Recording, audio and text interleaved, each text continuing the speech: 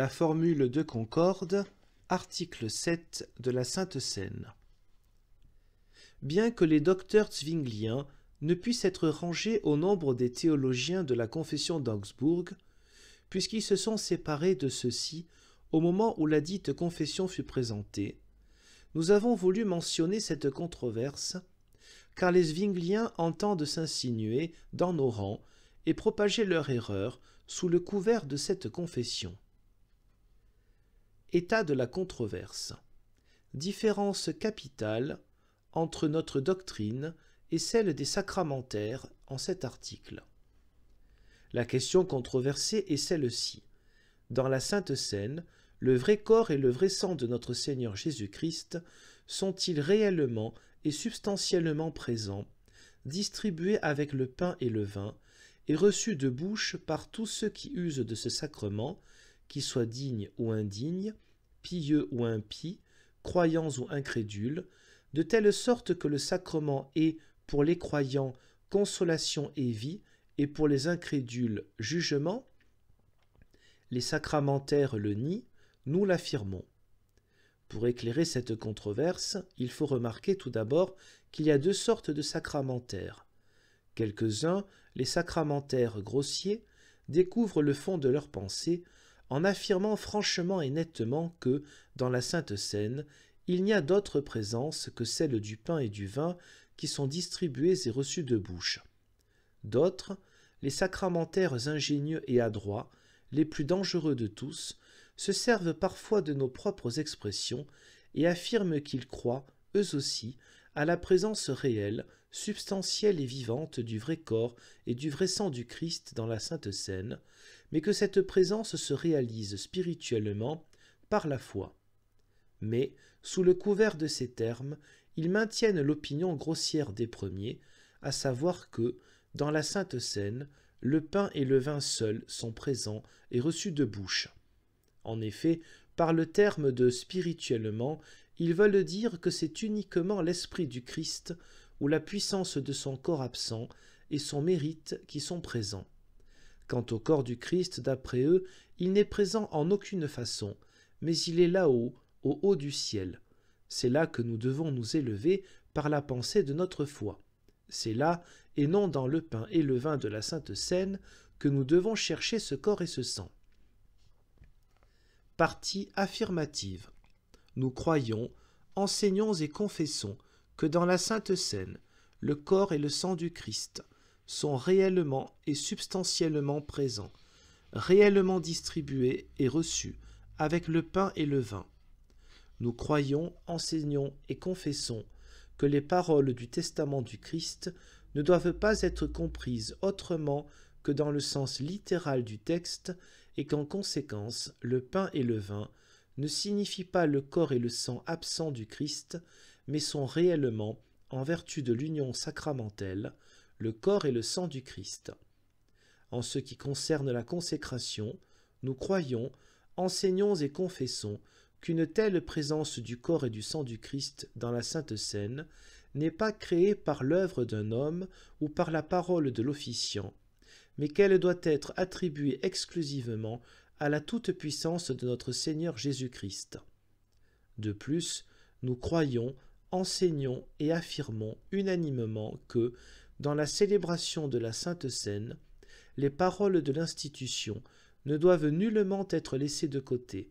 Elles doivent, au contraire, être prononcées publiquement telles qu'elles sont écrites, la coupe de bénédiction que nous bénissons, etc. 1 Corinthiens 10. Cette bénédiction s'accomplit par la récitation des paroles du Christ. Les fondements sur lesquels nous nous plaçons dans cette discussion avec les sacramentaires sont ceux que le docteur Luther a posés dans sa grande confession au sujet de la Sainte Seine. La première est cet article de notre foi. Jésus-Christ est essentiellement, naturellement, véritablement, pleinement Dieu et homme en une personne, sans séparation ni division. La seconde est que la droite de Dieu est partout. C'est à la droite de Dieu que le Christ, selon sa nature humaine, est effectivement et réellement assis, qu'il est présent qu'il règne et a entre ses mains et sous ses pieds tout ce qui est dans le ciel et sur la terre. Là n'est assis personne, ni homme ni ange, sauf le Fils de Marie, et c'est pourquoi il est capable d'accomplir de telles choses. La troisième, que la parole de Dieu n'est pas fausseté ni mensonge. La quatrième, que Dieu a et sait diverses manières d'être en un lieu, et non pas l'unique dont jonglent les visionnaires et que les philosophes nomment local. Nous croyons, enseignons et confessons que le corps et le sang du Christ sont reçus avec le pain et le vin, non seulement spirituellement, par la foi, mais encore de bouche, non cependant comme les gens de Capernaum le pensaient, mais d'une façon surnaturelle et céleste, en vertu de l'union sacramentelle. Cela ressort avec évidence des paroles du Christ, qui ordonne de prendre, de manger et de boire, ce que firent les apôtres, car il est écrit « Et ils en burent tous » Matthieu 14. Saint Paul dit de même « Le pain que nous rompons est la communion du corps du Christ » 1 Corinthiens 10, ce qui veut dire « Celui qui mange ce pain mange le corps du Christ ». Tel est aussi le témoignage unanime des docteurs les plus éminents de l'Église ancienne, Chrysostome, Cyprien, Léon Ier, Grégoire, Ambroise et Augustin.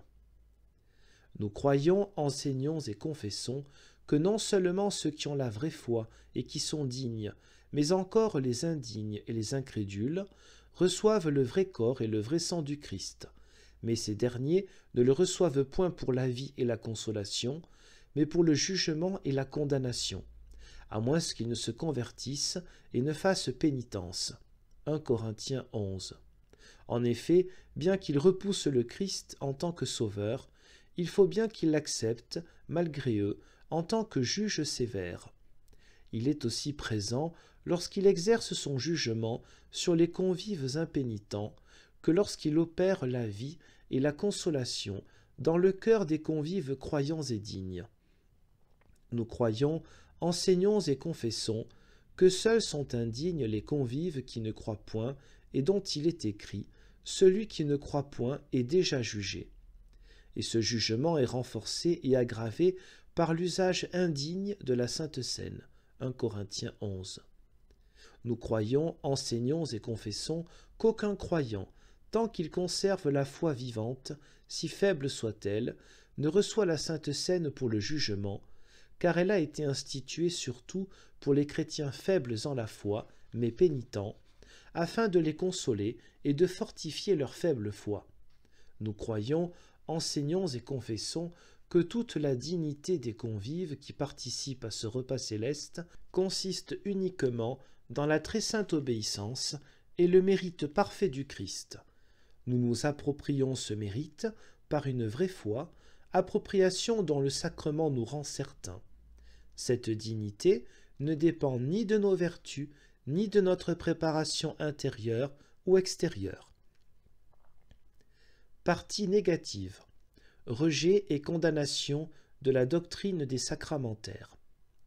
Nous rejetons et nous condamnons unanimement comme erronés et contraires à la doctrine que nous venons d'exposer, à la simple foi et à la confession au sujet de la Sainte Seine, les articles suivants.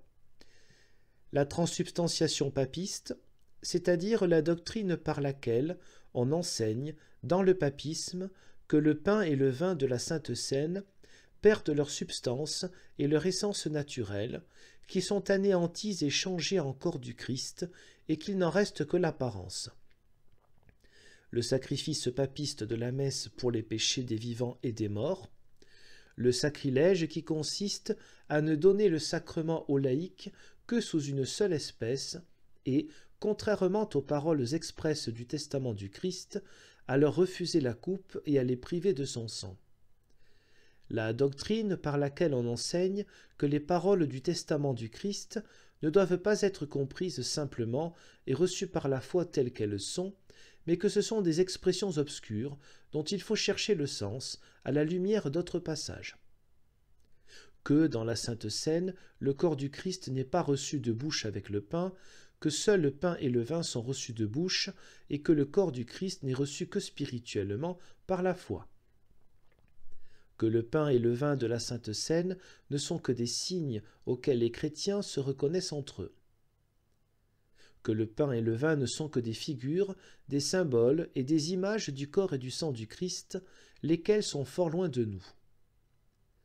Que le pain et le vin ne sont que des signes commémoratifs, des sceaux et des gages par lesquels nous devons être assurés que, si la foi s'élève au-dessus d'elle-même, jusqu'au ciel, elle participe là-haut au corps et au sang du Christ, aussi réellement que dans la Sainte Seine, nous mangeons et nous buvons du pain et du vin.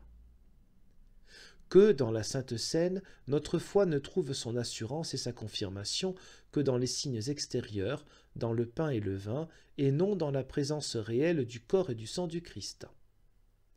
Que dans la Sainte Seine ne sont distribués que la vertu, l'efficacité et le mérite du corps et du sang du Christ qui sont absents. Que le corps du Christ est renfermé dans le ciel de telle sorte qu'il ne puisse, d'aucune façon, être présent en même temps en plusieurs lieux, partout où, sur la terre, la Sainte Seine est célébrée. Que le Christ n'a pu ni promettre ni opérer la présence substantielle de son corps et de son sang dans la Sainte Seine, puisque la chose est incompatible avec l'essence et les propriétés de la nature humaine revêtue par lui. Que Dieu, malgré sa toute-puissance, quelle horreur d'entendre cela, ne peut faire en sorte que le corps du Christ soit substantiellement présent en même temps dans plus d'un lieu. Que ce n'est pas la parole toute-puissante du testament du Christ, mais la foi qui opère la présence du corps et du sang du Christ dans la Sainte Seine. Que les croyants ne doivent pas chercher le corps du Christ dans le pain et le vin de la Sainte Seine, mais détourner leur regard du pain pour les élever au ciel et chercher là le corps du Christ. Que dans la Sainte Seine, les chrétiens de nom, incrédules et impénitents, ne reçoivent pas le vrai corps et le vrai sang du Christ, mais uniquement du pain et du vin. Que dans ce repas céleste, la dignité des convives ne consiste pas exclusivement dans la vraie foi en Christ, mais dépend aussi de la préparation extérieure des hommes. Que les vrais croyants eux-mêmes, dont la foi en Christ est réelle, vivante et pure, peuvent recevoir ce sacrement pour le jugement, parce qu'ils ne sont pas encore parfaits dans leur conduite. Que les éléments externes et visibles, le pain et le vin du sacrement, doivent être adorés.